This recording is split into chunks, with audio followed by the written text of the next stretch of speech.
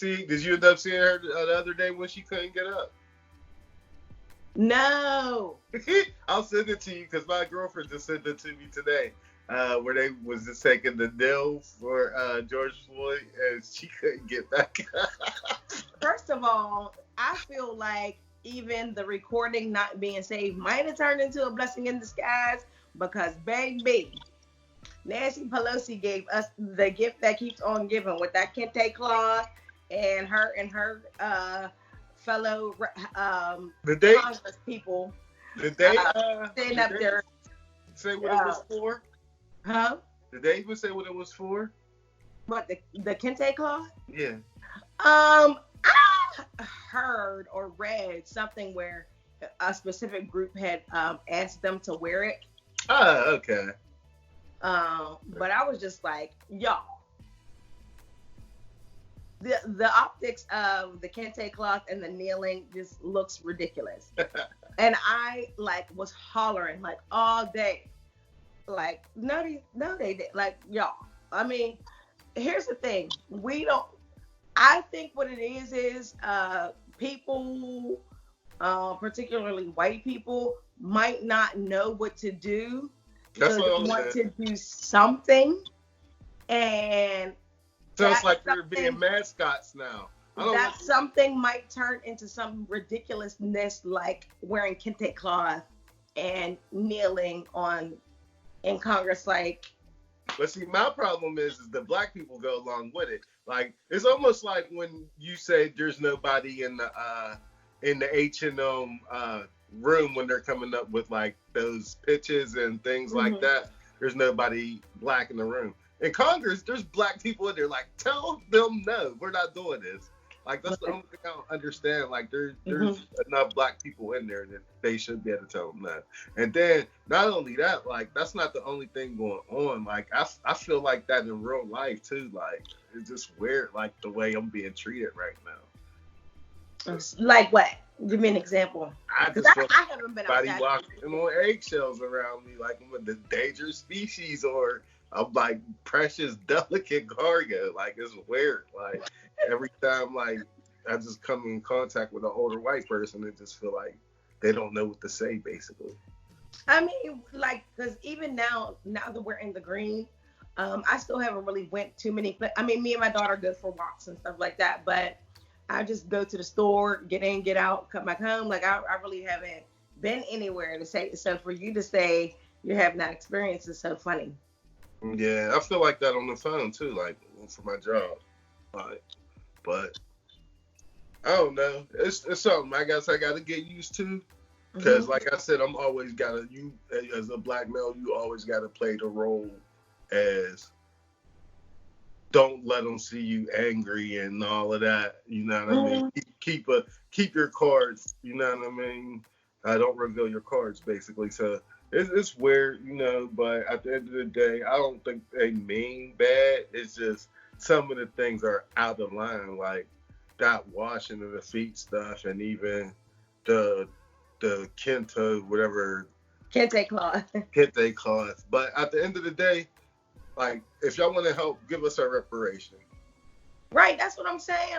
Okay, so y'all had this police reform bill that y'all was working on when y'all was up there wearing that Kente Cloth. Is there did we revisit this conversation about reparations? Because that's what I want to know. Okay. Disassemble the plan. Y'all talked about defunding the police and all that jazz. That's good because we need that. And actually, I was listening to Kamala Harris explain what the defunding the police actually means. And basically, they're saying that there's so many funds that are allocated to policing in the community. But what we could do is take some of them funds. It doesn't mean get rid of the police altogether. And I think that some people think that, but that's not what it means. It means take some of those funds and allocate them to different resources like mental health and different things like that, because those are the type of things that police just are not equipped to deal with. But yet we look to them to when they're called in certain situations to be equipped with that sort of training, and they're just not. You understand what I'm saying? I understand what you're saying, but I'm not for this defunding the police. After I realized what it was, I'm not for it just because the only thing that's going to hurt is the people that's like as far as trying because police they're not making any money. Like it's not like police. The ones that I know, as far as you got to be in like a great neighborhood to actually be making money. Anywhere else that it's like around here, if they start defunding the police around here, why even have a police a station? I would say disassemble it more than and do something like a public service thing, like what they were saying doing up in Minneapolis. But I think the way she explained it, from what I listened to, it's like don't give more money to hire more officers. We don't need more officers. We need more money to go to different programs, because that's something that we've actually talked on this podcast a lot about is mental health awareness and giving people the things that they need. And that's one of the things that why two things can't be true? Why two things can't be true? The one thing that I noticed in America, we got way more money than what they're allowing us to know, because for them to be able to give us a stimulus check and all that, there's money out there that we don't spend. So why not really put money into these mental health things? I definitely think two things can be true. I agree with you guys on that.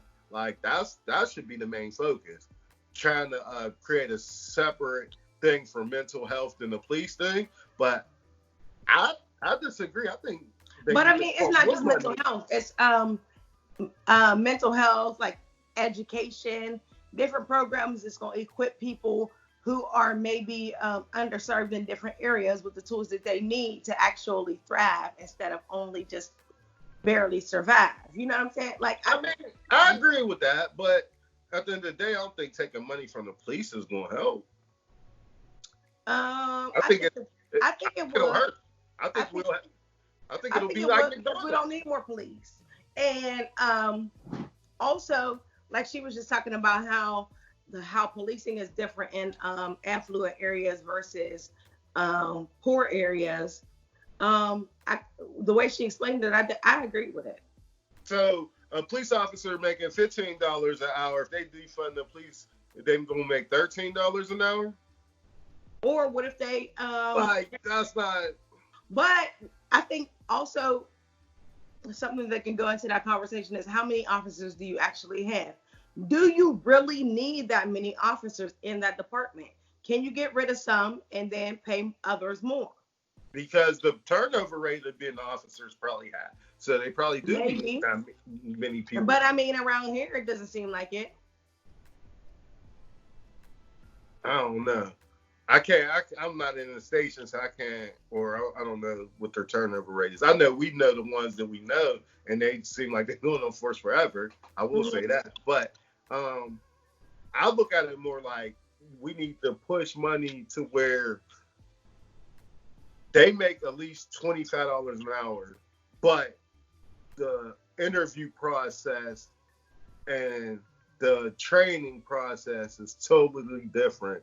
Like the 6 months, like you guys were saying, that's out of line. They need to go to school for at least 18 months to be a police officer. You need to learn the laws. If you don't pass your law test, it don't even got to be the board or whatever, but you just got to make sure that you know your laws, like, as far as that. I just think they need to make it to where it's harder to be a police officer, but reward the ones that do pass. Okay, so then what would you do with the ones that's already in there? Would you make them go through a certification process? Yep. And then if they don't pass, you got to go? Yep, or you got to take classes to go. Yeah, you got to get a recertification for sure. Like, I wouldn't even call it policing. That whole stigma, that name, I would throw it out the window. This is going to be called something else. I mean, I don't care about it being called policing, but go ahead and get recertified, and also make them get regular mental health evaluations, because I think, like, as a community, we go through so many traumas.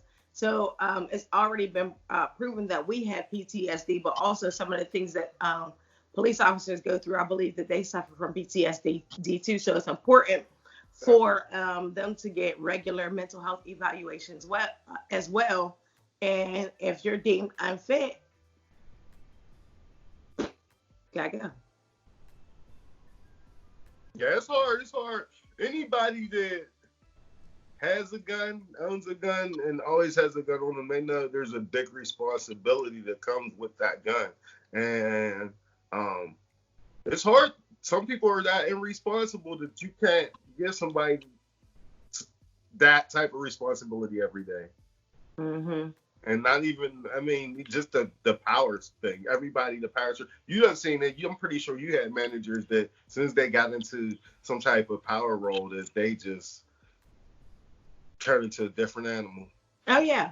So I didn't have any. I don't necessarily know that I had any direct managers that acted like that, but I have seen other managers, and I'm like, mm-hmm. Yeah, because it's like, so even if the hiring process is better, you will never be able to judge somebody until they have that power in their hand. Mm-hmm. Feel me? Because that's just like, the person that you are right now may not be the person that you are when you have that big responsibility and power in you. But that's why it's always good to have the right fundamentals and be morally stable. But also, that's where the key, the disassembling the clan comes into play too. I think all of that is hand in hand. You know what I mean? Mm-hmm. The justice system, all that. But see, if you really want to do us a favor, Nancy Pelosi and all of you guys, start calling these names out of these people with this and white supremacy. I'm pretty sure everybody knows who's who and who is like looking kind of shady. Start calling them out. But I think that's where the relationship or the fight is twofold. Because on one hand, our white allies or our allies in government, they have to do their part, but we also have to do our part in voting too. Because a lot of these people are elected, and because people have this mentality like, oh, well, my vote don't matter anyway, so I'm not voting, or just different excuses to not vote. Like, these people are elected officials, and our vote matters, or else they wouldn't work on the whole voter suppression thing so hard. You understand what I'm saying? So it's a twofold thing. And while I definitely understand that Nancy Pelosi and her peers were trying to express their feelings involving the murder of George Floyd, there's other ways in which you could show us that. But what people don't understand is everybody's talking about this murder, which is rightfully so, but they don't understand that the people's not going to stop until they abolish racism, period. Because this is like worldwide. Like they